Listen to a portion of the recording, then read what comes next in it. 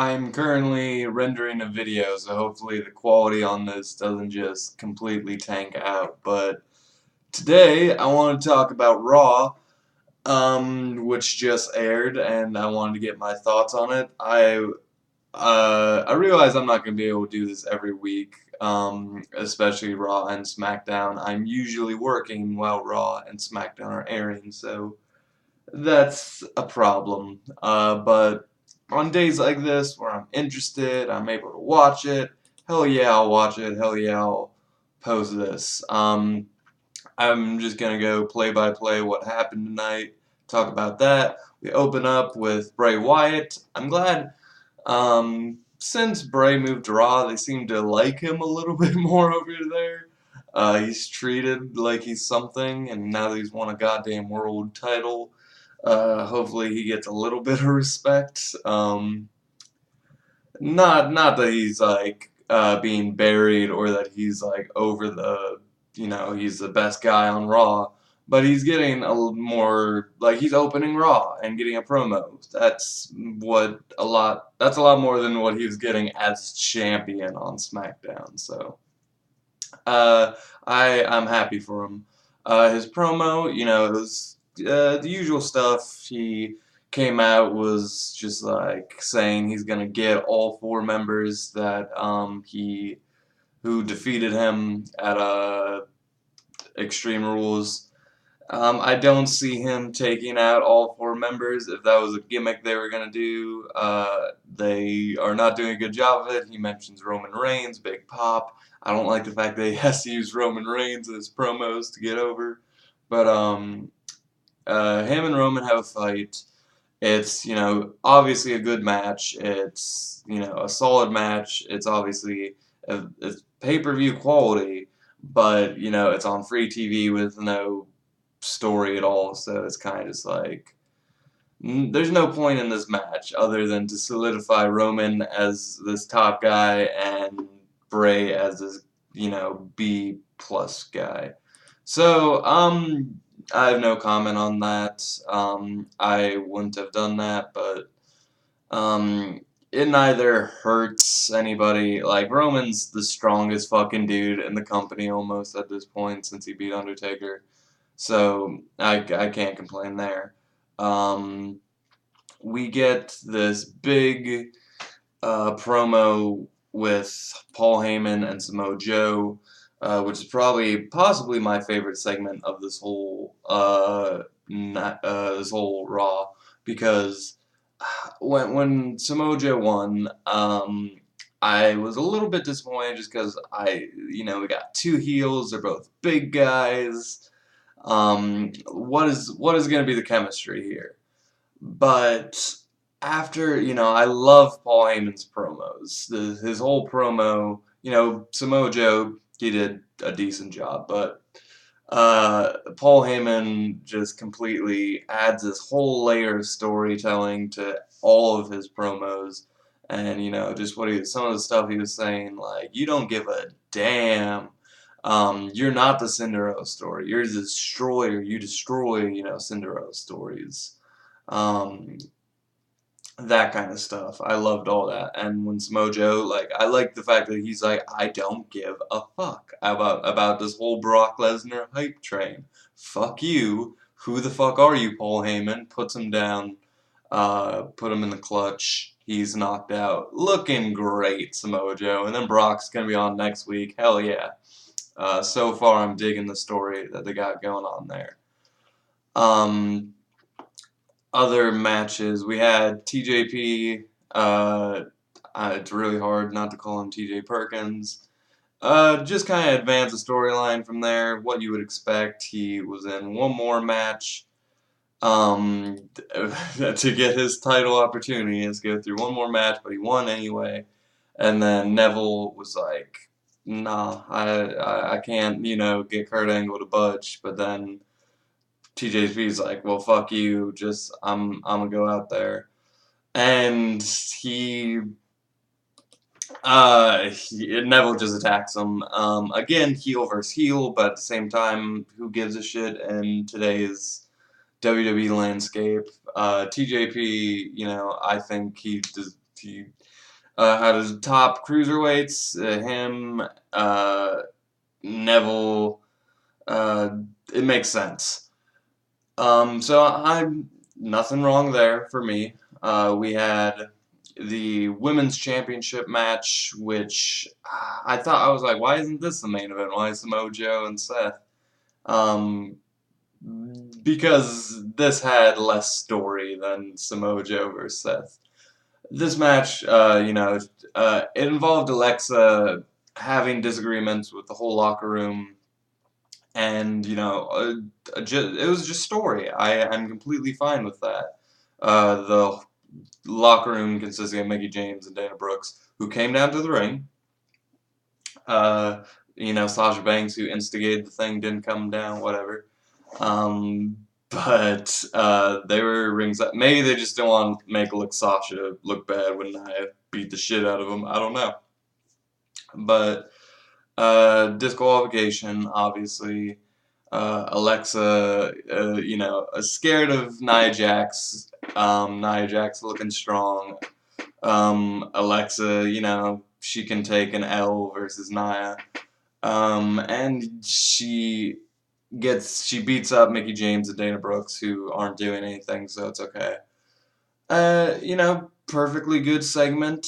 I feel bad for the live audiences when they get promised championship matches and it's just bullshit finishes. But it's not bad booking at all. I thought this was a decent way to progress the story. We had another Titus O'Neil. That whole segment. Apollo Crews.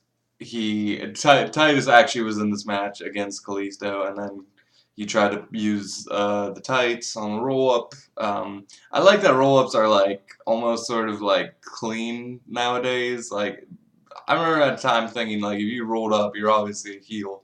But now faces do it all the time. But it's when you use the tights that's when it's illegal, and the ref never sees it. It's great. But Kalisto used the tights as a response to Titus using the tights. So, Titus using the tights. That is fun to say. He gets a win. Apollo, I don't know what's going on with him. He's like, you lost, boss. I don't understand Apollo at all. I really could care less about him at this point. We get a tag team match between Carl Anderson and Luke Gallows versus Enzo and mystery partner, because Cass, for once, was the one being up backstage. I assume, the Revival, they're in another background segment. It's so not obvious. But at the same time, they're teasing that Enzo and Cass are backstaging each other. I don't know. And then they tease Big Show. I'm actually interested in it. Obviously, I think it's just going to lead to a rivalry with the Revival, which, this is a decent way about going about it. And I love that Big Show is this mystery partner, and he actually, at first was being all grumpy, like, almost like heel Big Show, and then he popped out of nowhere on the microphone doing Big Cass's job, which Big Cass got jealous backstage, increases tension between Enzo and Cass. Another really good segment, a fun segment. Obviously, I wouldn't have Carl Anderson being pinned out by a transitional move, but what can you do, really, at the end of the day? You can't protect everybody as much as you try to. So that was really good.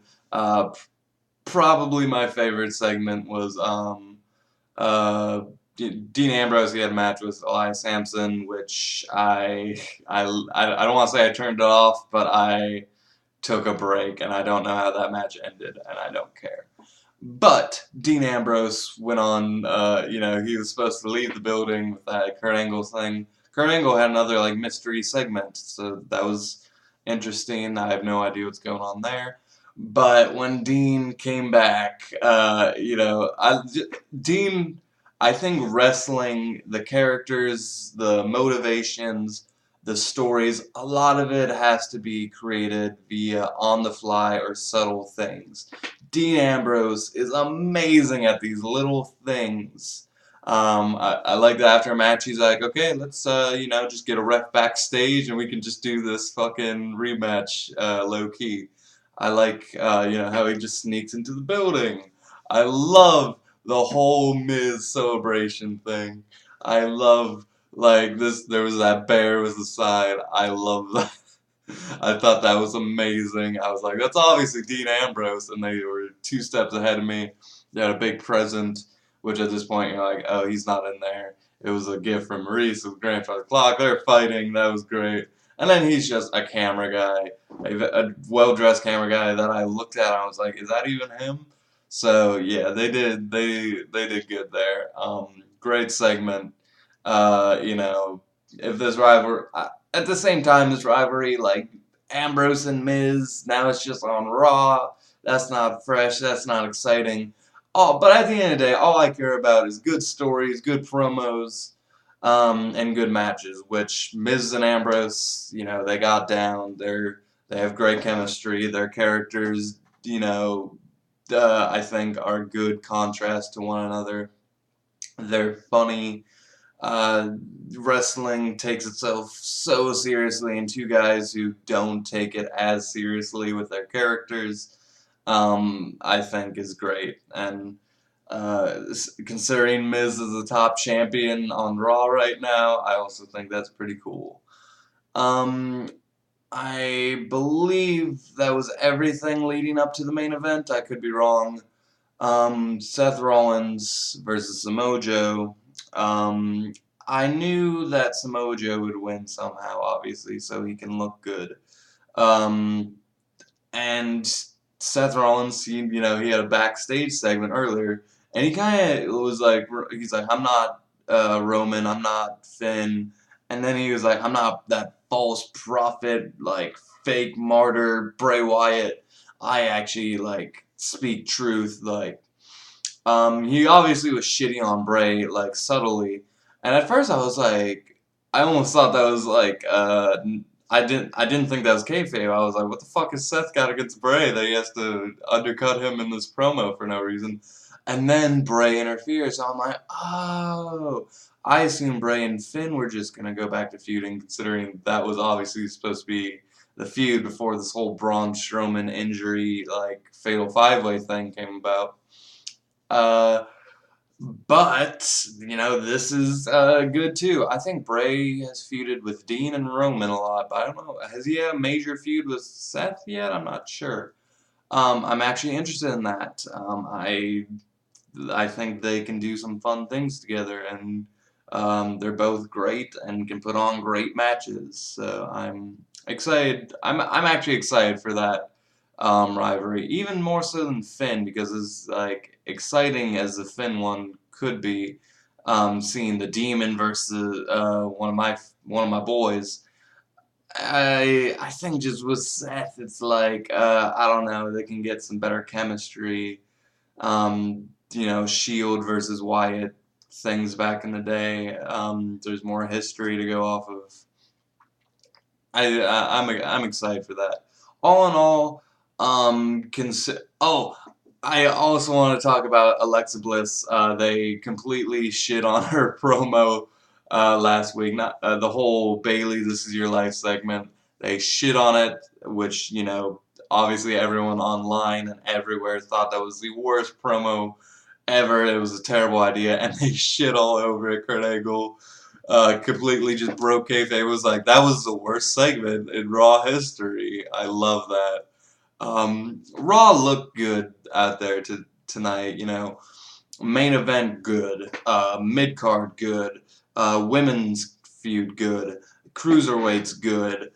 Um, and then when we have these intriguing, you know, Corey Graves and Enzo, you know, backstage things that are like, what's going on there? I'm actually intrigued about them.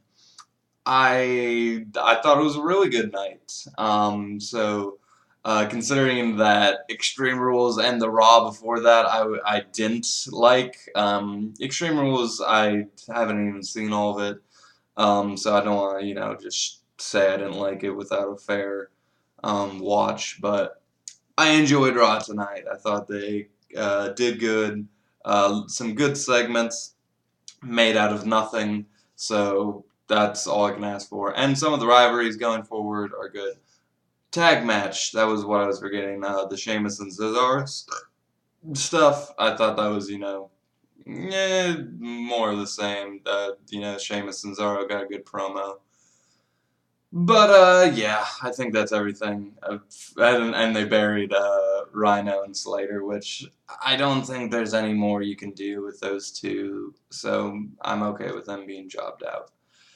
And I think that's everything. Thank you so much for watching. Uh, I will hopefully get SmackDown tomorrow. I probably won't. I know I'm working, so. But if you guys have any thoughts about tonight's Raw, just let me know down below. And thank you so much for watching, as always. And with that, I leave you.